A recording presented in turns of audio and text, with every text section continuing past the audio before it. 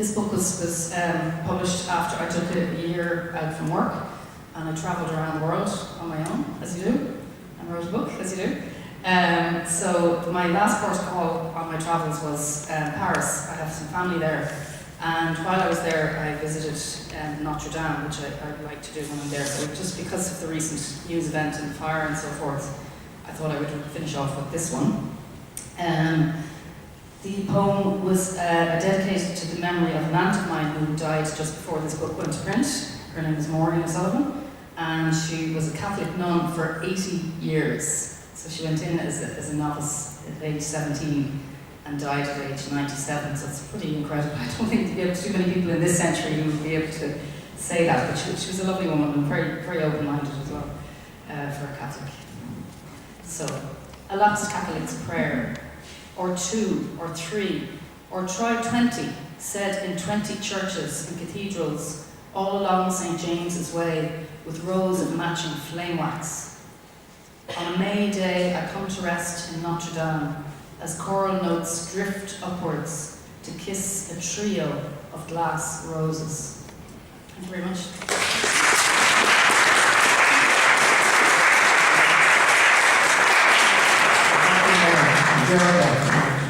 Our next reader is Rachael Stanley. She's a highly accomplished member of the Ramones group. She writes poetry and prose and assists in the editing of other members' publications. Her poems have been published numerous times in Riposte, and she is featured recently in the Under the Clock by the Ramones group. Thank you very much, Michael, and thank you for the invitation to read here today. It's a great honour. I'm going to start with the last poem in the book and then end up with the first one, because there's a kind of a theme to this. And the poems may seem nihilistic, but in fact it's getting to terms with the concept that maybe the nothingness is the great somethingness. So I'll start with the first one, Fear. From where does it spring? Often I'm assailed by dark pockets as I greet a new day. It clutches me in the gut. From where does this enemy come? The unconscious terrors that have no recognizable form, that lie in ambush waiting for me. What store of memories do I carry? At times, futility overwhelms. All this abundant life that forms into concrete matter and then dissolves. Does the solution lie in embracing the nothingness, in emptying oneself and stripping away, entering the vast realm, formless and pure? And the next one is called Cat and Mouse. It's kind of again picking up on this theme. When death comes knocking on my door, she will ask me if I'm ready, and perhaps I'll tell her to go away. Or I may say, yes, I'm ready for oblivion. She might chuckle to herself, aha, she's going to be in for such a surprise when she discovers I'm only a fountain, just an ending of a one-act play. She might be careful not to let me overhear her. She could say, no point making her over-familiar with me while she is still alive, with this thing called life coursing through her veins. Perhaps I should pull the plug on her, take her by surprise, not give her any time to think or to welcome me, nor time to die before she dies, to become a pure vessel for emptiness. And the final one, which I feel kind of resolves some of the issues in those two previous poems, Atoms. Stretching into infinity, the atoms and molecules of potential hide in empty space, become textures, colours, flesh, language, then form into sentences upon tongues that will one day return to a realm beyond names and descriptions, beyond labels and condition minds, and dance the way back to infinity. Thank you very much.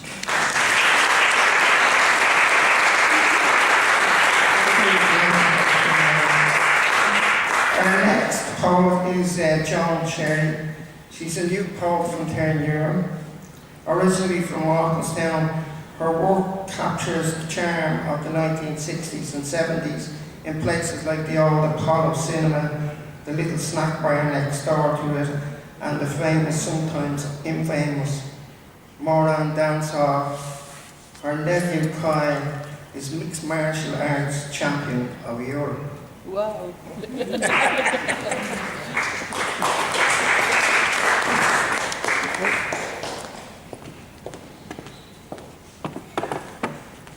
Hello everyone. My name is Joan Sherry, and I'd like to thank Michael. I'd like to thank Michael for asking me here today. I have a selection of poems, and I'll explain them as I go along. And one of them is actually, I only wrote it last night, it's appropriate for today, and it's called Storm Within. Sitting here, sorry, I've written them big so I can't see them. Sitting here among my friends, my soul is a sky of shooting stars. I listen for the tumultuous roar of an oncoming storm from afar. I carry on with laughter and wonder, for no one knows the terror I'm under. I smile and wear the mask, hoping it would hurriedly complete its task. The next one, it's about a situation that any of us could find ourselves in from day to day when life gets too tough, and it's called Into the Light. When life begins to take its toll, rewind and you will see that things are not that bad at all, just a few changes there has to be. When stuff piles up in one big heap, it bursts the seams of minds. Reach out your hand and hold on tight, and peace and calm you'll find. A friend who cares is all you need to guide you to the light. We all get lost along the way, it's just a part of life. So hang on in and it will pass, your life will shine again. It will take time to heal the wounds and soon be on mend. Now the next one, it's about a love, not a love affair because it was never went that far. It's about two people and they can't, because of commitments on both sides. So it's called Eternal. Your life is like an open book. You'll find me on the last page. And somewhere in between those lines, your thoughts are yesterday's. Some were filled with sadness, some with pure delight. One thing for sure, from all of this, you loved with all your might. You give your all, you seldom take, with all your love and all heartache. In times of doubt you look around, is anyone out there to be found? Reach out to hope and you will see, you'll find each other eternally. Have I got time, Michael? Oh, no, go ahead. Yeah. Another one I thought would be appropriate today. Now, I read it at the last reading, the Literay night. And it's actually one my late sister wrote on alcoholism. And I thought I'd read it today because there was a lot of talk about drink. So it's called The Battle of the Sinking Ship. I drank a lot in the past. As the years went by, I knew it could not last. I could not cope when my nerves got bad. I felt a failure and very sad. I drink to blank out the guilt and the fear, to try and get my nerves back into gear. I knew my drinking was killing me and destroying my whole family. I really wanted to stop this pain, but felt at times I was going insane. It fooled your mind in every way, and it brings you down day after day. When you cannot remember the night before, next morning I needed to drink even more. I prayed to God to help me get well or release me from this horrible hell. So one day I made a big decision. I took my first step and started on my mission. I found AA meetings, got great help and care. It made me become very aware. thank God for keeping me sober today and couldn't have done it without the 12 steps of AA. So for anyone who's thinking of having a slip, please don't, or you will end up in the battle of the sinking ship. That's from my late sister Anne, who wrote that one. The last one is on a lighter note. It's about a group of people who are trying to save a landmark in the locality, and it's called Submerge. And this is for Michael. Thank you. Walkinstown will never see the likes of him again. He upped and left for Dublin 8, did Mick O'Flanagan. You've had him here for way too long. It's time he came on back. We need him here to get things done and get things back on track.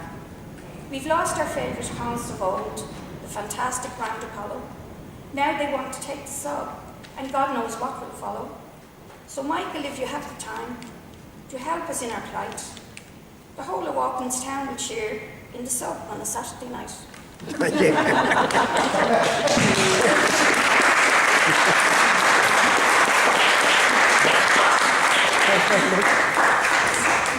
Thanks very much. I don't know whether that makes me famous or new famous. Our next poet is Kevin Kine.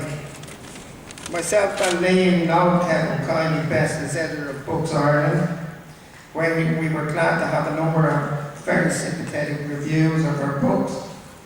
However, Kevin is one of the most widely published poets and writers in Ireland. He has taught poetry in universities from Spain to the United States.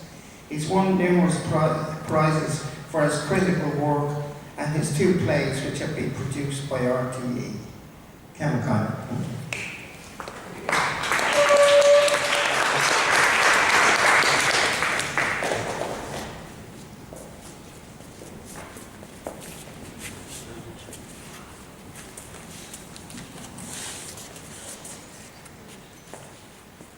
Is there anybody out there? Can everybody hear me? I'll have to watch the time. He gave the little wealth he had to build a house for fools and mad. With one satiric touch, no nation needed it as much. Just a few lines of Jonathan Swift. I'm only going to read 2 poems and just one recollection of Michael, what I think was an older generation than me, I'm not sure.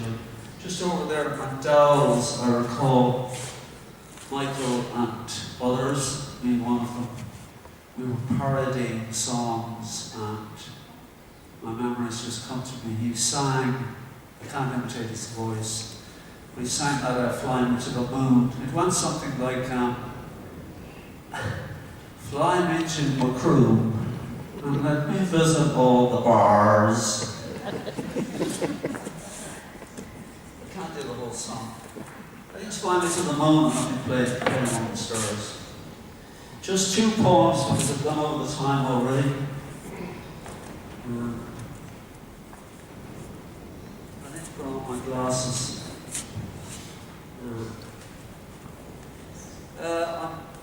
Two of my friends here, Liam O'Mara and Michael Flanagan. Yeah, Michael deserves a round of applause for the festival here. It is a yippee-i-o-i-a. It's fantastic.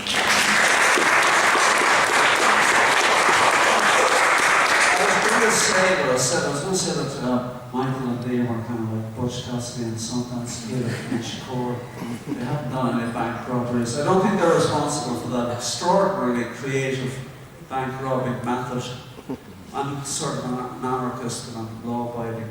I can't believe how extraordinarily creative that ATM bank robbing situation is. I'm a moral kind of person, but it is sort of another type of creativity.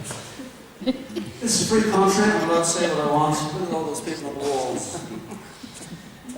This is called Moth. The error is to see you numerically. 6 legs, 2 antennae, and retractable aerial. The tongue long as a limb. Your folded wings are a blue sail with black flecks on the sear glass ocean. of window. Punctuation point eyes and furry garment. You walk while you see all or nothing at all. What flitting, jolting, chaotic gravitational landing, and more narrow leaps and loops beyond aeronautics. How easy to see you as subatomic, with inner organs, part particle physics, and yet a beautiful line of algebra. Your digestion, a textbook of equations. You flit again to the window wood with legs, a delicate handwriting that walks. Illegible almost, erased, except for the watercolour petal of your fin, which could not sustain the scent of a breeze. You tick and throb, drilling delicately for some crumb beyond my vision.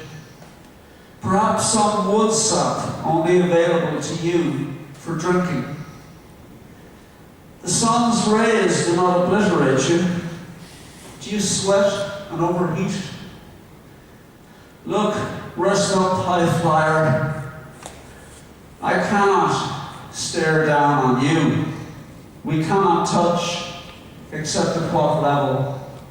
Fleeting friend, when I leave the room and return later, you will be gone. Gone where, I do not know. Less than a microscope knows in real terms. That is in the essentials, the answers. Final poem, and thank you very much. You know what, I just wanted to say something psychedelic. I'm kind of a psychedelic guy myself. While I've been in this room, I have the feeling that I'm in another room. Now, I'm not a crazy person, I'm not going mad, but I think it is such a beautifully affecting room upon me, anyway. Not a crazy person. I feel I'm in another room. At least you don't have to worry about being shot after being in this room.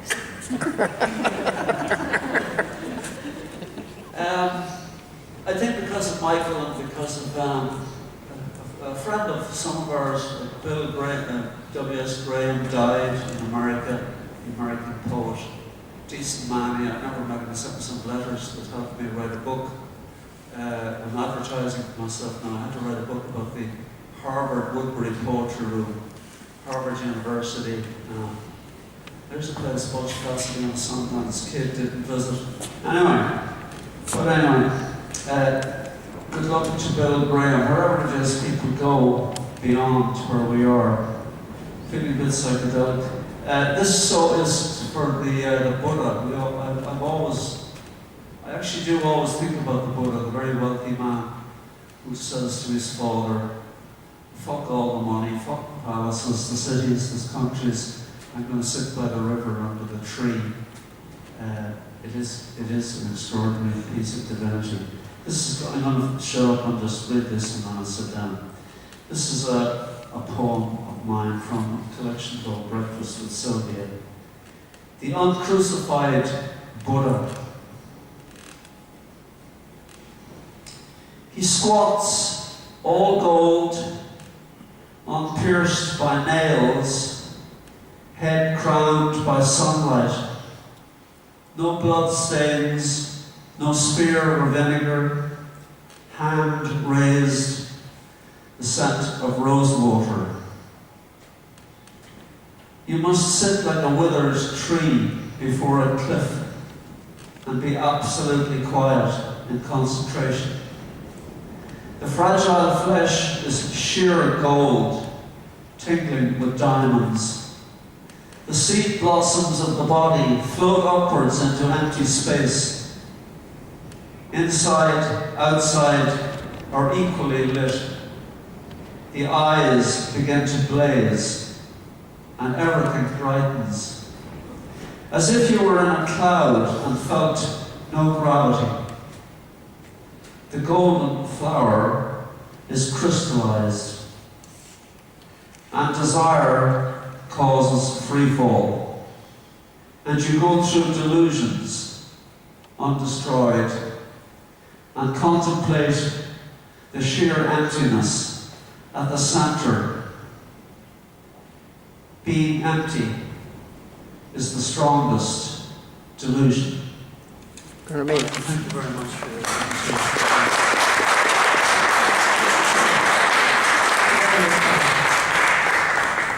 Our next reader is Amy Barry.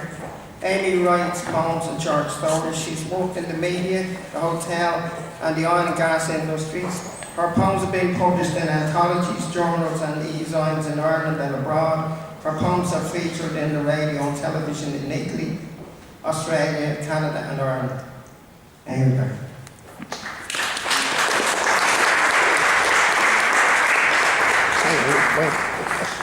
That'd be useful. Hello everyone. Thank you, Michael, for the invite. My first poem will be Embers. This is a popular poem that I read when I was in Turkey, very popular by the university students when I was there. You collected me from the bus stop. To tell the truth, I was a little nervous.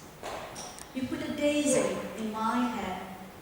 Later, on the decking, under sunlight and aqua skies, we sip green tea. We name favorite songs and movies.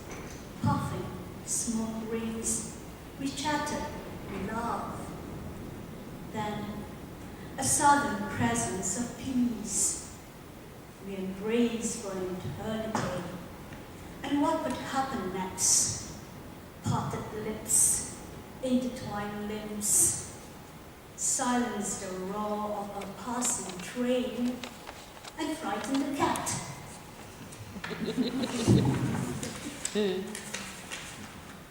My next poem will be, this is inspired when I was invited to read in Puglia in Italy.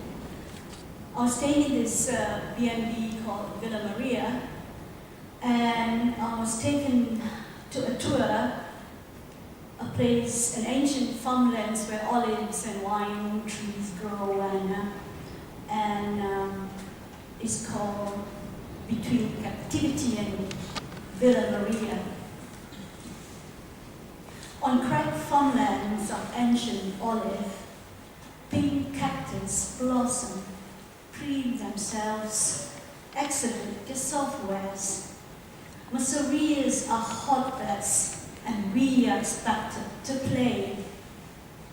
Drizzle in musical sweat, we dance, sway, Balataran Magica, with tasted wine and cheese, tapas where pleasure goes.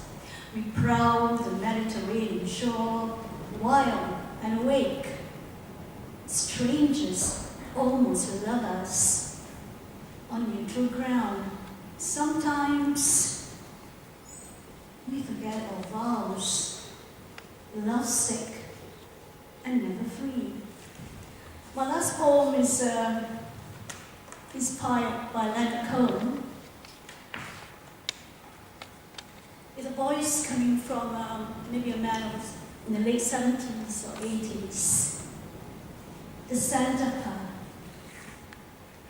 The smell of apple blossoms wrapped my senses, collected around my heart like delicate cobweb designs in the rain, defying heated stairs, shock whispers. I would have cradled her tight in my arms, in the streets, or in a crowded restaurant, the way I would have as a young man. I would not have minded that she was married. I would have kissed hard her plump, reddened lips. I would have made love to her, had she said she loved me. Classics translated, make music like an angel, turn eyes to flame, made her wonder. Had I been that man as a young man, but I am no longer he. Thank Thank you.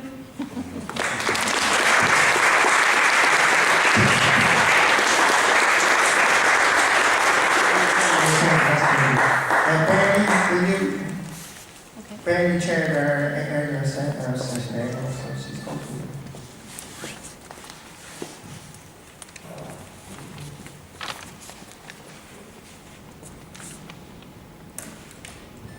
Just one poem. I was interested to learn that Michael Hartman wrote a version of the Tao Te Ching. It's a subject I'm also fascinated with, and this is a poem I wrote based on chapter 6 of the Tao.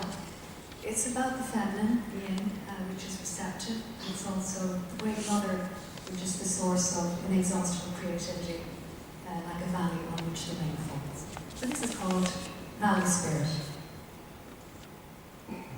The heart is not aware of time. It is unchanging. It has become. All has tumbled down into the valley, to be at the center. Cascades of music and tears become silent lakes reflecting sky. The essence of all hearts resides there. The center needs no change.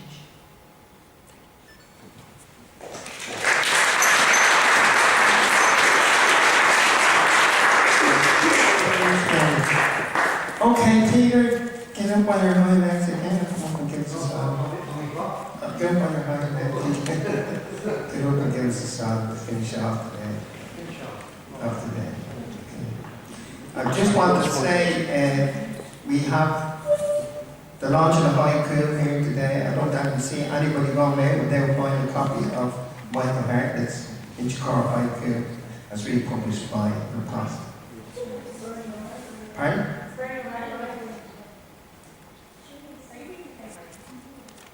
No, Brandon's going to leave tomorrow. Yes. Thank you for the correction from the floor. Appreciate it. Okay, are you in tune, Peter? I'm in tune, yeah. Okay. Yeah. Limbered up a bit, you know that? Right? Yeah, I'm limbered up. Almost ready to give you my blessing. No, I don't know what I'm going to do. I'll try this one, okay? Let's see. I'll get the glasses first.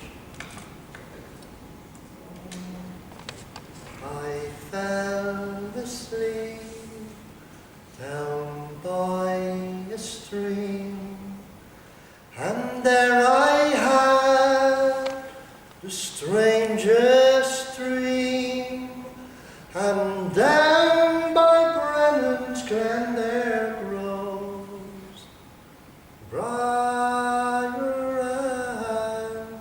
and rose. There's a tree in the forest, and I don't know where.